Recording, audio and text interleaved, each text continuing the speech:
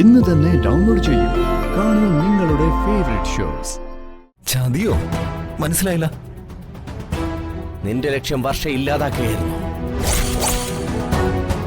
വർഷ ആത്മഹത്യയായിരുന്നില്ല, നീ തള്ളിയിട്ട് കൊന്നതാ. മോന് ദേവിയെ ഇഷ്ടായോ?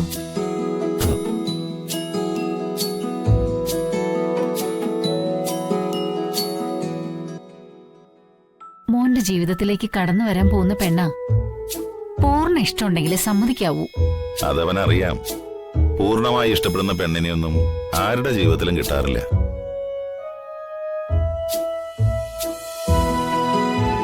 മോനെ, ഈ ജീവിതം എന്ന് പറയുന്നതേ ഒരു അഡ്ജസ്റ്റ്മെന്റ്.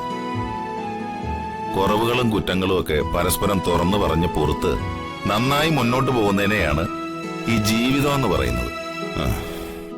എന്നുവെച്ച് നിനക്ക് ദേവിക ഉൾക്കൊള്ളാൻ പറ്റുന്നില്ലെങ്കിൽ അവളെ നിർബന്ധമായിട്ട് താലി കെട്ടണമെന്നല്ല എന്റെ അർത്ഥം. മോനെ, നിനക്ക് ഇഷ്ടപ്പെട്ടില്ലെങ്കിൽ അവളെ വിട്ടേക്ക്, നമുക്ക് വേറെ നോക്കാം. അതെ മോനെ, മോനെന്തെങ്കിലും താല്പര്യക്കുറവുണ്ടെങ്കിൽ പറയേ, നമുക്കതങ്ങ് വിട്ടേക്കാം.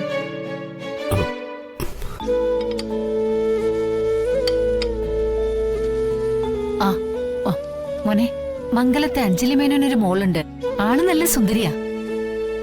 നമുക്ക് അതൊന്ന് നോക്കിയാലോ? അവർക്ക് താല്പര്യമുണ്ട്. എന്നാ പിന്നെ അത് നമുക്ക് ആലോചിക്കാം. അവന് എനിക്ക് ദേവിക ഇഷ്ടപ്പെട്ടില്ലെന്ന് ഞാൻ പറഞ്ഞില്ലല്ലോ. ഇനി വേറെ പെണ്ണെന്ന് നോക്കി ആരും കഷ്ടപ്പെടണ്ട. എന്നുവെച്ചാ എന്താ ഇത്? എന്ന് വെച്ചാ ശ്യാമിന് ദേവികയെ കല്യാണം കഴിക്കാൻ പൂർണ്ണ സമ്മതാണെന്ന് അല്ലേ മോനെ?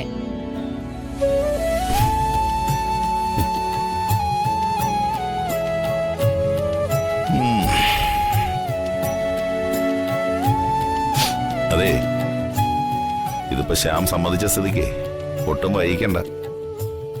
നമുക്കിനി ജാതകം ഒന്നും അരിച്ചു പറക്കണ്ട, എത്രയും പെട്ടെന്ന് തന്നെ കല്യാണം നടത്താം. കയ്യാലപ്പുറത്ത് തേങ്ങിയിരിക്കണ മാതിരിയാ അവന്റെ മനസ്സ്. എപ്പോഴാ അങ്ങോട്ടോ ഇങ്ങോട്ടോ മറിയണേന്ന് അറിയില്ല.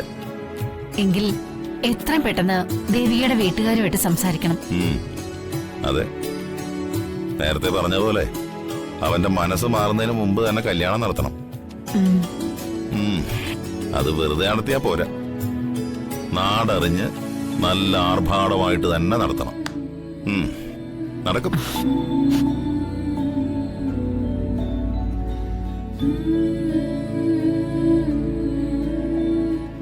ദേവി,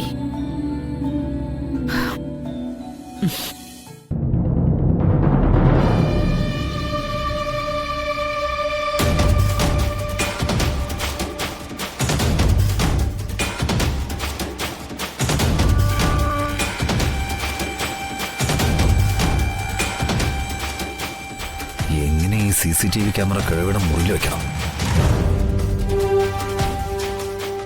പുറത്തെങ്ങും ആരും കാണുന്നില്ലല്ലോ. ജഗനും വന്ദനയും കുറുപ്പിന്റെ വീട്ടിലേക്ക് പോയി കാണും.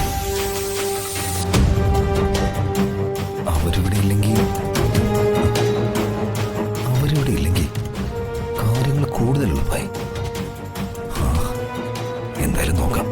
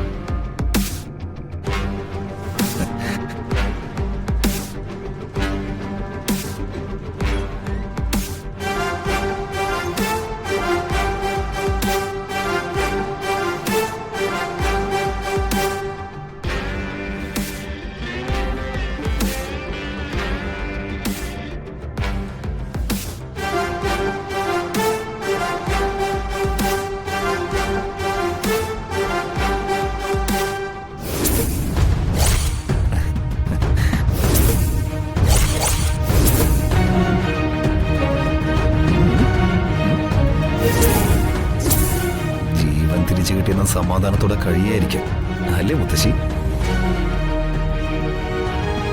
വിക്രം നിരഞ്ജനം കൊന്നതിന് ഒരേ ഒരു ദൃക്സാക്ഷി.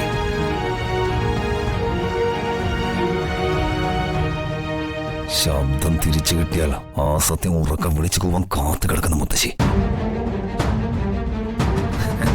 ഇല്ല മുത്തശ്ശി, നിങ്ങളെ തീർക്കാൻ ഈ കുടുംബം ഒന്നോടെ കത്തിക്കണമെന്ന അവസ്ഥ വന്നാൽ അതും ചെയ്തവനാണ് ഈ വിക്രം. അയ്യോ പേടിക്കണ്ട, ഇപ്പൊ കൊല്ലാമെന്നൊന്നുമല്ല കേട്ടോ. ഈ മുറിയിലെ ഒരു ക്യാമറ വെക്കണം. ഇവിടെ ആരൊക്കെ വരുന്നോ എന്തൊക്കെ ചെയ്യുന്നോ എന്ന് അറിയണമല്ലോ. എന്നിട്ട് അതിനനുസരിച്ച് എനിക്ക് കരുക്കള നീക്കാൻ.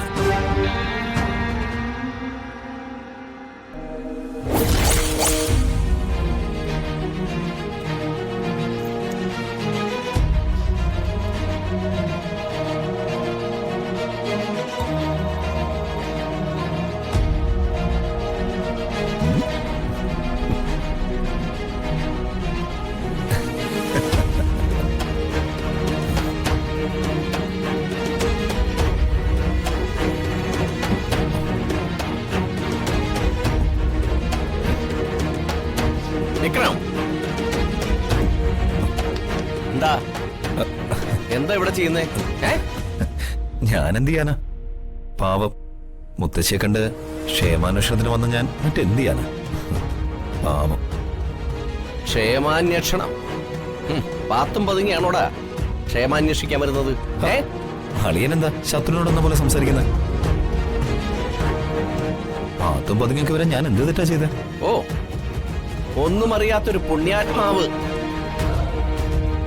സ്വന്തം ചെലവിൽ കുടുംബാംഗങ്ങളെ കൂട്ടി വിനോദയാത്ര സംഘടിപ്പിക്കാൻ, സുഖിപ്പിക്കാൻ,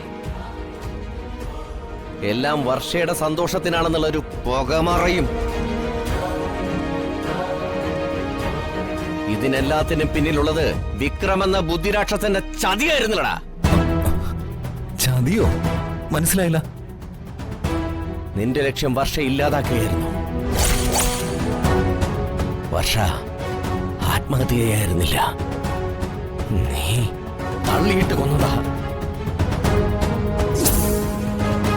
എല്ലാവരുടെയും എല്ലാ ചെലവും വഹിച്ച് അച്ഛനമ്മമാരുടെ രണ്ടാം താലികെട്ട് കല്യാണവും ആർഭാടമായി നീ നടത്തി. മാനത്തെ കൊട്ടാ